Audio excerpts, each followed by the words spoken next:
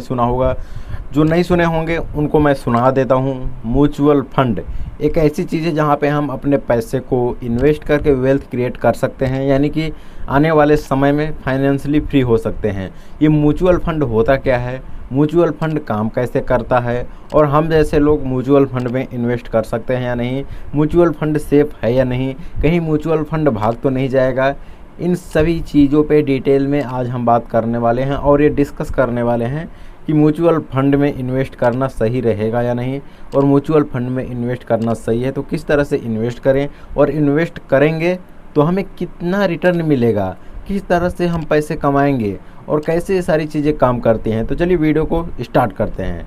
सबसे पहले आपने शेयर मार्केट का नाम तो सुना ही होगा। अब भाई शेयर मार्केट में अगर हमें पैसे लगाने हैं तो हमें करना पड़ता है रिसर्च और एनालिसिस। हमें कंपनी के फ्यूचर को देखना पड़ता है, कंपनी के कामकाज को देखना पड़ता है, कंपनी के प्रेजेंट को देखना पड़ता है, यहाँ तक कि कंपनी के पिछले भूतकाल को भी देखना पड़ता है। कंपनी ने पीछे कैसे कैसे काम कर रहे हैं, कंपनी का पीछे क्या सीन रहा है, किस तरह से उसका कर्ज रहा है, किस तरह से उसका ग्रोथ बढ़ता आ रहा है, किस तरह से वो कंपनी घाटे में जाती जा रही है, इस तरह से आज उस कंपनी की क्या वैल्यूएशन है, इस तरह से कंपनी क्या काम कर रही है, और कंपनी किस तरह से आगे बढ़ेगी, कंपनी आगे बढ़ेगी भी या नहीं, कंपनी क्या प्रोडक्ट बना रही है, कंपनी क्या लोगों को दे रही है जिससे वो आगे बढ़े या फिर आगे जाकर के वो डाउन हो। इस चीज़ से हम एनालिसिस करके कंपनी का डेटा निकाल करके हमें शेयर खरीदने पड़ते हैं, जो कि थोड़ा सा टफ हो जाता है। जो थोड़ा कम पढ़े लिखे होते हैं, जो थोड़ा कम जानकार होते हैं, जो ज़्यादा समय नहीं दे पाते हैं, उनके लिए ये चीज़ें थोड़ी टफ हो जाती हैं।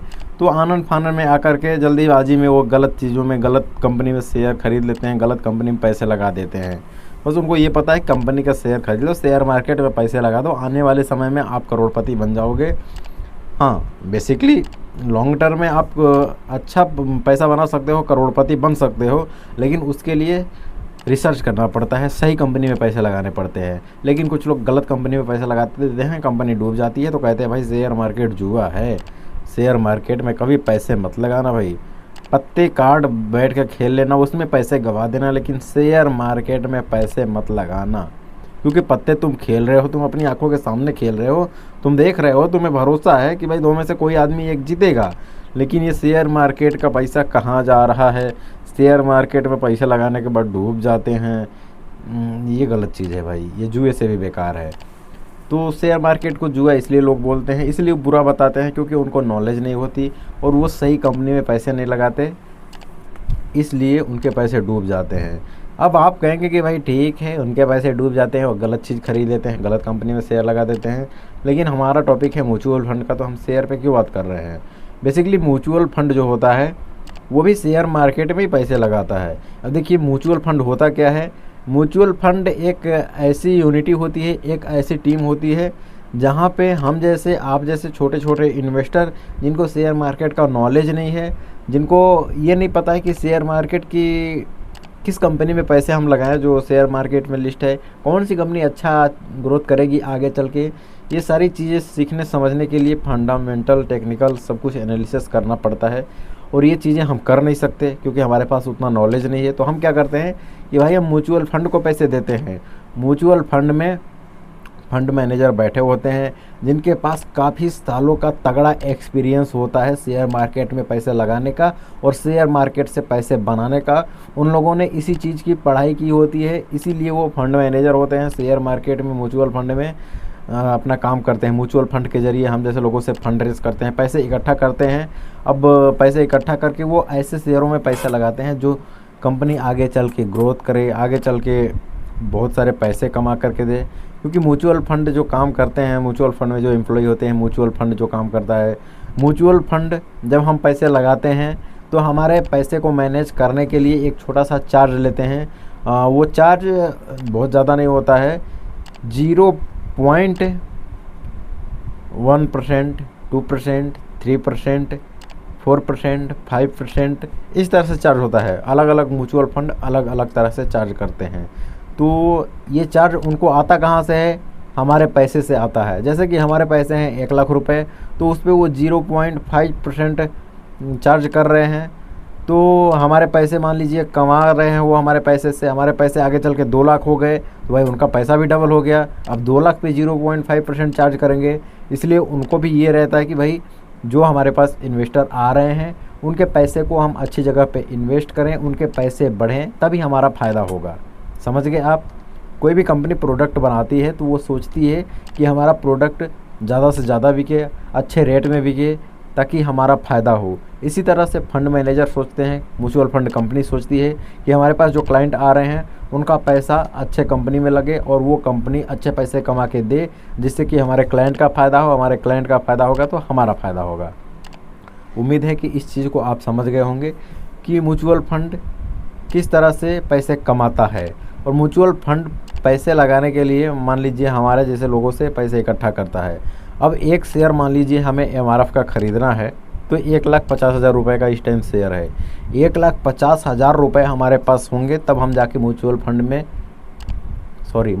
नहीं, शेयर मार्केट में एक शेयर MRF का ख़रीद पाएंगे। लेकिन अगर मान लीजिए हमें MRF में पैसे लगाने हैं तो शेयर मार्केट में एक शेयर ख़रीदना पड़ेगा। लेकिन म्यूचुअल फंड में क्या होता है कि बहुत सारे हमारे जैसे इन्वेस्टर होते हैं। अब मान लीजिए हम म्यूचुअल फंड को 500 रुपये दे रहे हैं और हमारे जैसे ऐसे इतने लोग हैं कि भाई 500 रुपये दे रहे हैं, तो वो कुल मिला जुला के इतने लोग हो जा रहे हैं कि भाई 1.5 लाख रुपये म्यूचुअल फंड के पास आ जा रहे हैं।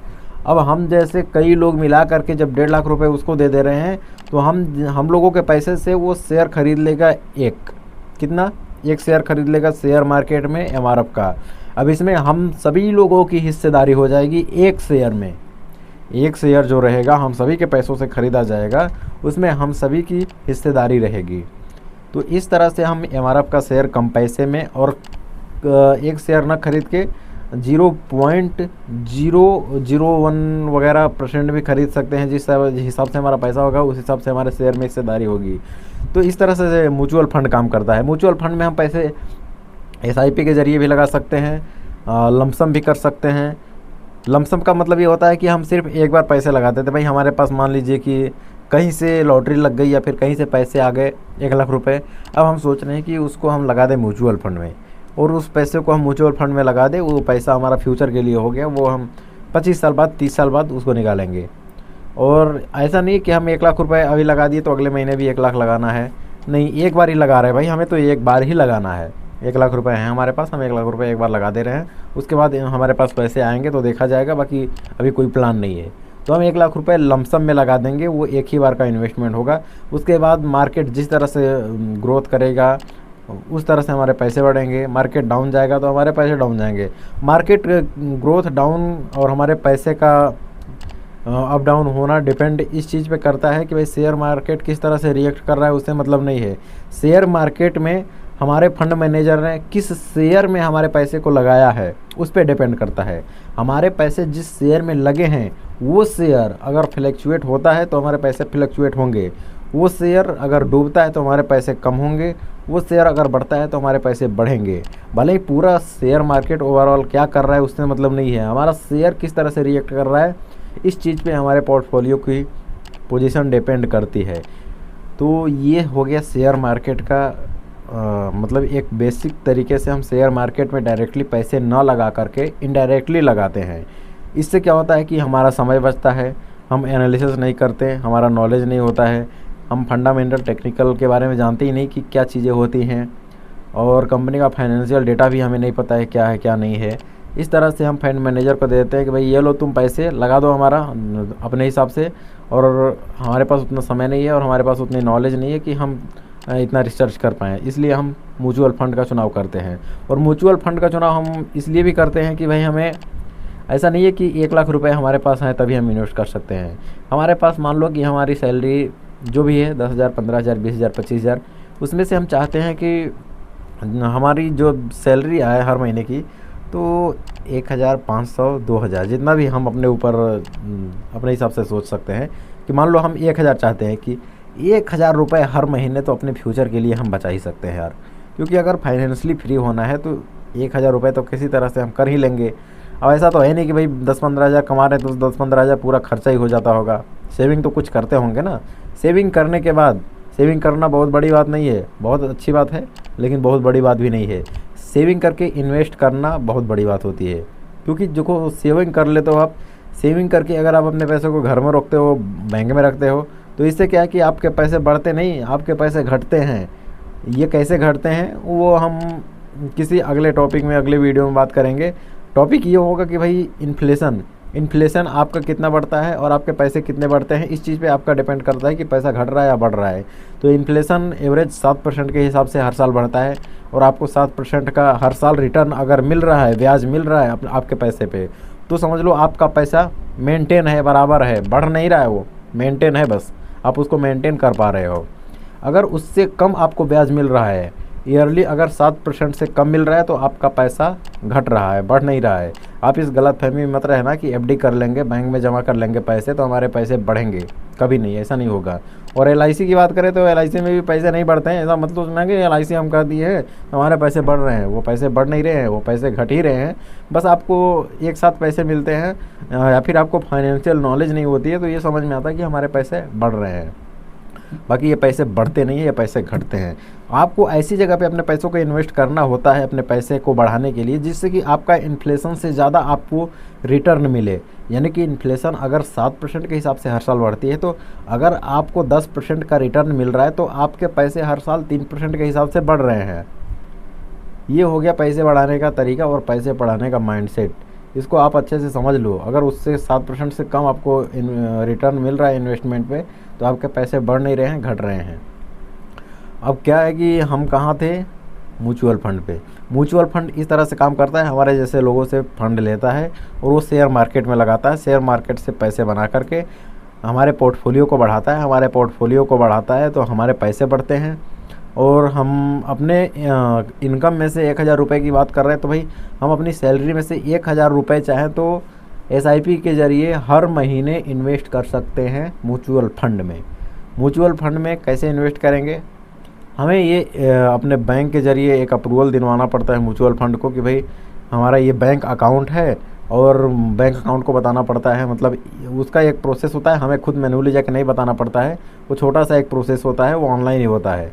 ये मतलब एक डिटेल फार्मूला है कि बैंक को हमें बताना पड़ता है कि भाई इस अकाउंट से हमें इस म्यूचुअल फंड को हर महीने 1000 रुपये देने हैं, और तुम दे देना, ठीक है। जब भी इनका डेट आएगा, जो हमने डेट फिक्स कर रखा है, तो बैंक क्या करेगा कि 1000 रुपये हमारे अकाउंट से इस म्यूचुअल फंड को दे देगा हर महीने। हमें कुछ नहीं करना है, बस एक बार एसआईपी करके सेटअप करना पड़ता है कि भाई इसको म्यूचुअल फंड को बताना पड़ता है कि भाई ये देखो हमारा बैंक अकाउंट है, हमारे इस बैंक से तुम्हें 1000 रुपये रिक्वेस्ट करके हर महीने ले लेना। तो इस तरह से दोनों में एग्रीमेंट हो जाता है, वो दोनों अपना काम करते रहते हैं। ये 1000 रुपये म्यूचुअल फंड को हर महीने देता रहेगा, म्यूचुअल फंड हमारा शेयर में पैसे लगाता रहेगा, और उससे पैसे बनते रहेंगे।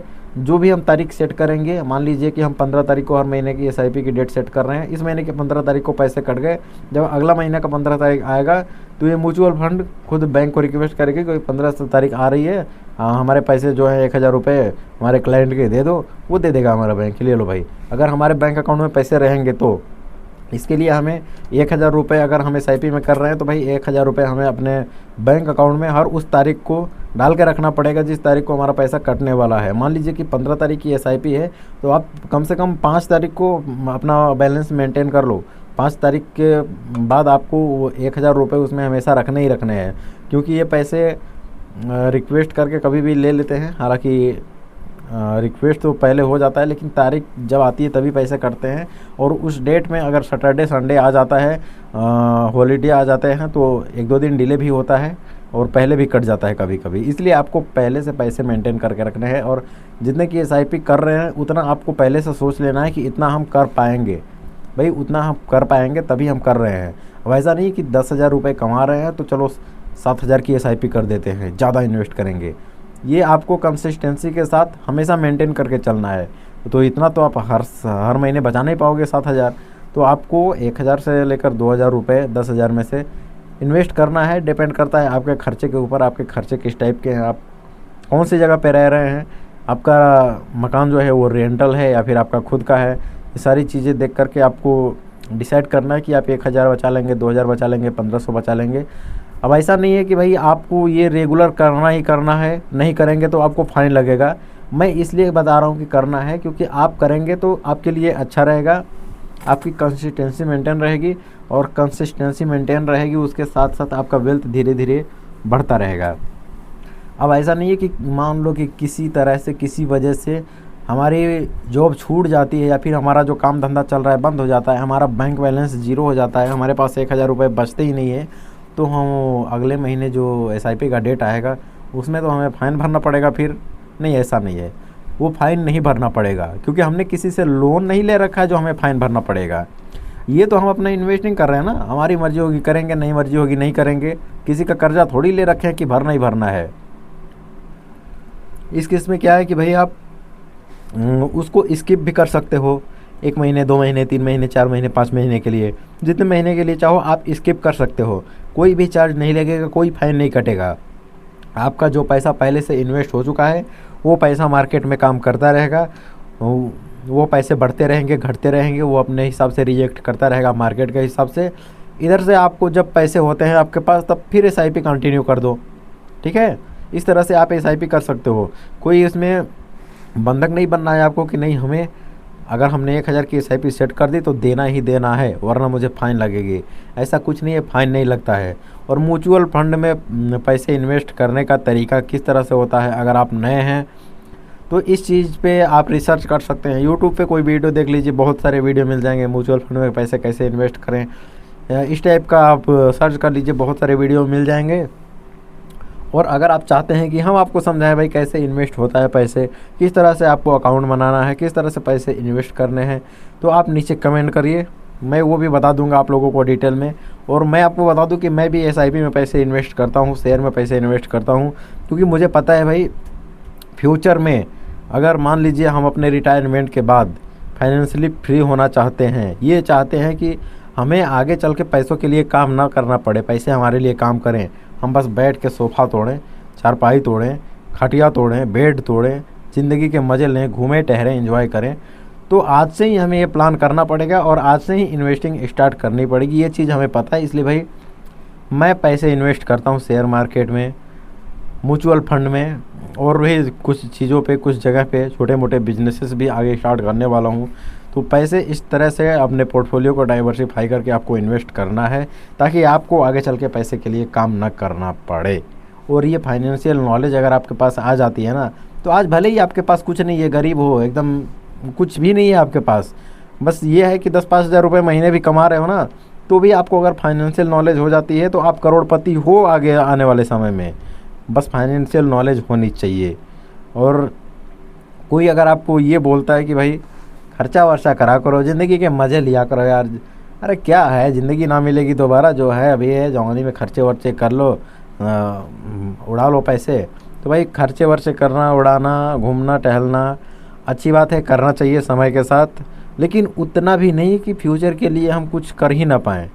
सबसे पहले आपको भैया इन्वेस्टमेंट का सोचना है। इन्वेस्टमेंट के बाद अगर आपके पास पैसे बचते हैं तो खर्चे कर लो, पैसे नहीं बचते हैं तो इन्वेस्टमेंट थोड़ा थोड़ा करो, थोड़ा कम करो, उसमें से अपने लाइफ को भी एंजॉय करो, इन्वेस्टमेंट भी करो, ठीक है। इस तरह से आपको काम करना है। और ये सारी चीज़ें सीखने में, समझने में थोड़ा सा समय लगता है, अपने आप को बदलने में थोड़ा सा वक्त लगता है। भाई हमने तो बदल लिया अपने आप को, आप भी बदल लो, इन्वेस्टिंग स्टार्ट करो और वेल्थ क्रिएट करो। अभी यंग हो, अच्छी बात है, कर सकते हो। आगे चल के आपके पास फैमिली प्रेशर ज़्यादा आ जाएगा, आपके खर्चे बढ़ जाएंगे, तो आपको टेंशन हो जाएगी कि भाई अब इन्वेस्टिंग कैसे करें। उस टाइम पे आप ज़्यादा इन्वेस्ट नहीं कर पाओगे और आपको कमाने की भी ज़्यादा ज़रूरत पड़ेगी। इस तरह अगर आप वेल्थ क्रिएट नहीं करते हो तो भाई आपको रिटायरमेंट के बाद भी काम करना पड़ेगा, फाइनेंशियली स्ट्रगल करना पड़ेगा। चलिए मिलते हैं अगली वीडियो में, तब तक के लिए जय हिंद।